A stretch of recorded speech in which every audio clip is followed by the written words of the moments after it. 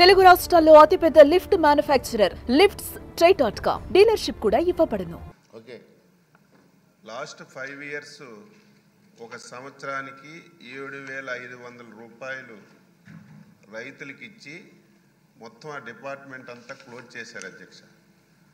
ఒక రైతు వ్యవసాయం చేయాలన్నా లాభసాటిగా పొందాలన్నా ఆ 7,500 సరిపోదు అధ్యక్ష. ఈరోజు మనం అన్నదాత సుఖీభవ కింద కేంద్ర ప్రభుత్వం రాష్ట్ర ప్రభుత్వం కలిసి 20,000 ఇవ్వాలని చెప్పి నిర్ణయం తీసుకున్నాం అధ్యక్ష. ఈ 20,000 రూపాయలు ఇస్తే రైతుకి ఏం ఉపయోగం ఉండదు అధ్యక్ష. లాస్ట్ 5 years అధ్యక్ష ఒక్కటంటే ఒక కార్యక్రమం వ్యవసాయ శాఖలో అమలు జరగలేదు అధ్యక్ష. సాయిల్ టెస్టింగ్ ఆపేశారు, మెకనైజేషన్ ఆపేశారు, రైతుకి అత్యవసరమైనటువంటి స్ప్రింక్లరు డ్రిప్ ఇరిగేషన్ ఆపేశారు, సొంత ఇన్సూరెన్స్ కంపెనీ పెడతామని చెప్పి 5 సంవత్సరాల్లో ఒక్క సంవత్సరం కూడా ఇన్సూరెన్స్ ఇవ్వలేదు. ఒక సంవత్సరం మన నాయకులు పోడియం దగ్గరికి వెళ్ళి కూర్చుంటే ప్రభుత్వం నుంచి ఒక సంవత్సరం ఇచ్చారు తప్ప ఒక్క సంవత్సరం ఇన్సూరెన్స్ ఇచ్చిన సందర్భాలు లేవు. 5 సంవత్సరాల్లో చాలా విపత్తులు వచ్చాయి, సైక్లోన్లు వచ్చాయి, వరదలు వచ్చాయి, ఇన్పుట్ సబ్సిడీ కానీ ఇన్సూరెన్స్ కానీ ఇచ్చిన సందర్భాలు లేవు అధ్యక్ష. మళ్ళీ ఈరోజు అది కూడా మోసం చేశారు అధ్యక్ష. ఎన్నికల ముందు మేనిఫెస్టోలో మేము 12,500 ఇస్తామన్నారు. ప్రతి సమావేశంలో ఆ రోజు ఉన్నటువంటి నాయకులు మేము రైతు భరోసా కింద 12,500 ఇస్తామని చెప్పి అధికారంలోకి వచ్చిన తర్వాత కేంద్ర ప్రభుత్వం ఇచ్చినటువంటి 6,000 రూపాయలతో కలిసి 12,500 ఇచ్చి మోసం చేశారు అధ్యక్ష. మనం అలా కాదు అధ్యక్ష, మేనిఫెస్టోలో పెట్టాం, ఎన్నికల ప్రచారంలో చెప్పాం, కేంద్ర ప్రభుత్వం రాష్ట్ర ప్రభుత్వం కలిసి 20,000 రూపాయలు రైతు రేపు పెట్టుబడి సాయం కింద అన్నదాత సుఖీభవలో ఇస్తామని చెప్పి స్పష్టంగా మాటించాం అధ్యక్ష. రేపు మేళంలో ఆ కార్యక్రమాన్ని అమలు చేయడానికి గౌరవ ముఖ్యమంత్రి గారు నిర్ణయం చేశారు. అయితే కేంద్ర ప్రభుత్వం అధ్యక్ష 42 లక్షల మందికే ఇస్తుంది. ఎందుకంటే వెబ్ల్యాండ్లో ఎవరైతే నమోదు చేసుకోబడతారో వారికే కేంద్ర ప్రభుత్వం సాయం చేస్తుంది అధ్యక్ష.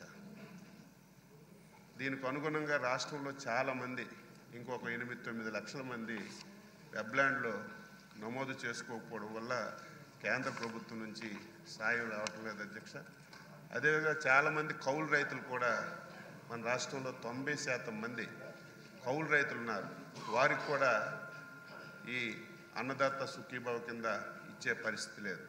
అందుకే ముఖ్యమంత్రి గారు స్పష్టంగా చెప్పారు, ఇటు భూమి లేనటువంటి నిరుపేద రైతులు ఎవరైతే కౌలు రైతులు ఉన్నారో వాళ్ళకు కానీ వెబ్ల్యాండ్లో లేనటువంటి వాళ్ళకి కానీ తప్పనిసరిగా ఈ పరిహారం అందించాలని చెప్పి నిర్ణయం చేశారు.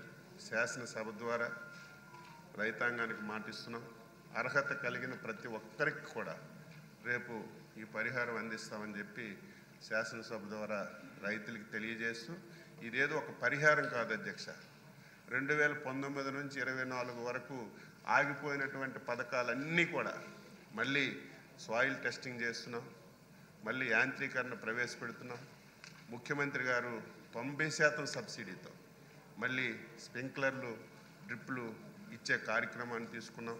మళ్ళీ ఏదైతే ఇన్సూరెన్స్ కూడా మంచి కార్యక్రమం అధ్యక్ష. కేంద్ర ప్రభుత్వం రాష్ట్ర ప్రభుత్వం కలిసి ఒక 2% రైతు కాంట్రిబ్యూషన్ తీసుకుని బ్రహ్మాండమైనటువంటి ప్రోగ్రాం ఉంటే ఉచిత పంటల బీమా అని చెప్పి మొత్తం స్కీమ్ అంతా ఎత్తేసారు.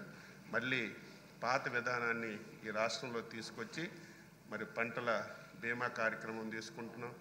ఎంత దారుణం అంటే రైతుకి ధాన్యం కొంటే డబ్బులు కూడా ఇవ్వలేదు అధ్యక్ష. మీకు తెలుసు, ఒక ధాన్యం అమ్మితే 7 మాసాలు 8 మాసాలు డబ్బులు వచ్చాయి కాదు.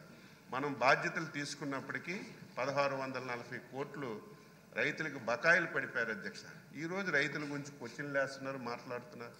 అయినా వాళ్ళ గురించి కాదు, మన రైతు ప్రభుత్వం తప్పనిసరిగా రైతుకు మేలు చేయాలి, చాలా ఇబ్బందుల్లో ఉన్నారని చెప్పి మళ్ళీ అన్ని కార్యక్రమాలు 1,640 కోట్లు బకాయిలు తీర్చాం. ధాన్యం కొంటే 24 గంటల లోపే రైతుల అకౌంట్లో డబ్బులేసి ఈ కార్యక్రమాలన్నీ చేస్తున్నాం. మీ ద్వారా రైతులందరికీ తెలియజేస్తున్నాను.